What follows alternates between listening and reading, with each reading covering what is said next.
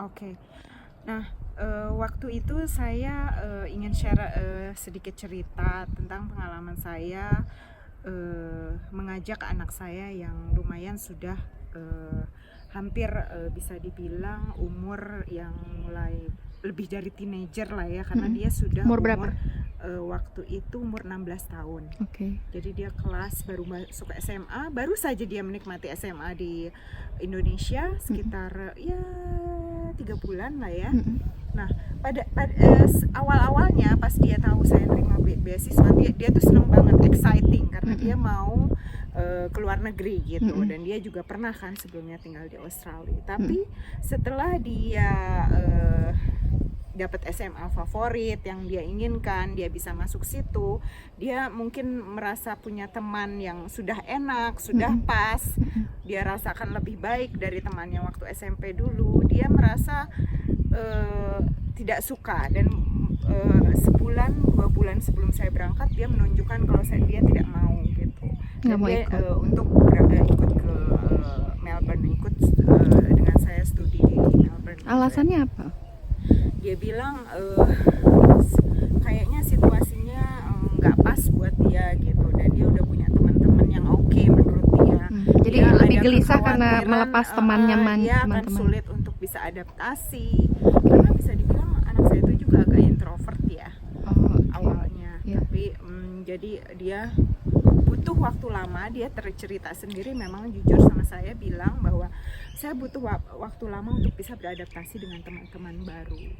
Jadi itu yang mungkin jadi alasan utama dia untuk tidak mau ke sini.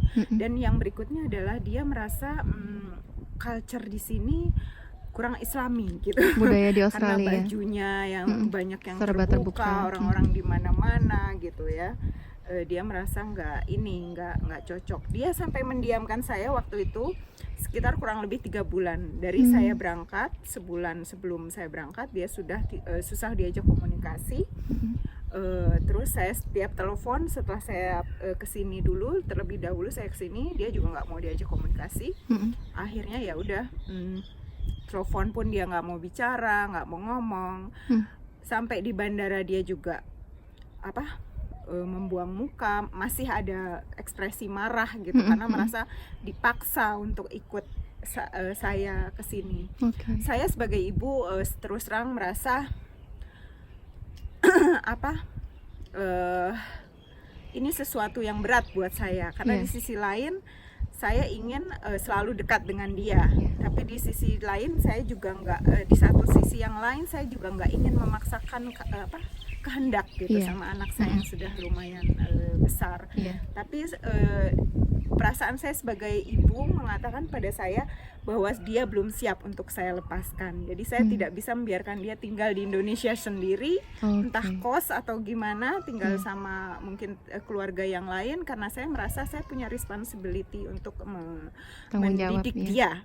Saya merasa masa untuk mendidik dia belum selesai gitu. Jadi dia harus ikut. Dan awal-awal sebulan 2 bulan dia sempat klimaksnya membuat saya menangis, karena saya antar dia ke sekolah, dia sambil marah gitu ya, terus marah gitu ya, menunjukkan ekspresi marah, sampai akhirnya saya bilang terus terang sama ayahnya bahwa that's it gitu, apa yang harus saya lakukan gitu ya, karena kayaknya saya waktu itu nangis di depan suami saya. Dia bilang, sampai akhirnya suami saya bilang sama anak saya bahwa kita negosiasi baik-baik di sini. Kamu maunya tetap mau pulang Indonesia, oke. Kita mencoba untuk cari jalan tengah. Tapi sementara ini kamu coba dulu tinggal di sini. Kalau setahun kamu tetap tidak betah, kamu bisa pulang. Akhirnya kita ambil jalan tengah itu. Tapi satu hal, kamu sudah membuat ibu kamu sedih, ayahnya bilang gitu. Dan itu adalah sesuatu yang tidak baik kamu lakukan sebagai anak, gitu. Tapi di lain sisi saya juga nggak mau membuat dia merasa bersalah karena itu, karena biar gimana kan dia ingin memperjuangkan apa yang jadi keinginannya gitu. Saya hargai itu. Akhirnya kita temu jalan tengah, alhamdulillah akhirnya dia mau Oke. Dan memahami kenapa saya meminta dia untuk tetap ikut gitu ya ke sini. Dan dia akhirnya mengapresiasi sih, alhamdulillah, bahkan sampai sekarang dia sangat sayang dan sangat membantu saya menjalani PhD ini. Jadi di mana titik baliknya tuh? Titik baliknya waktu negosiasi itu, setahun kamu tetap nggak suka di sini, kamu boleh pulang. Kita nggak akan memaksakan itu, karena biar gimana pada usia kami merasa sebagai orang tua pada saat itu merasa nggak bisa terlalu memaksakan dia juga gitu, karena biar gimana dia punya pendapat sendiri, pilihan sendiri terhadap hidupnya. Jadi ya akhirnya dalam setahun itu berarti ada perubahan dong ya? Perubahannya positif, emang lumayan fantastik, karena dia mulai menyadari banyak hal beda di kultur akademik di sekolahnya, yang waktu itu dia di secondary school ya, dan masuk SMP langsung di grade 10 grade sama 10 dengan satu SMA. Tapi dia di grade 10 cuma sekitar 3 bulan waktu itu, karena dia datang ke sini September, berarti sampai sekitar Desember. Januari dia sudah kelas 11. Jadi dia lumayan pendek kelas 10-nya.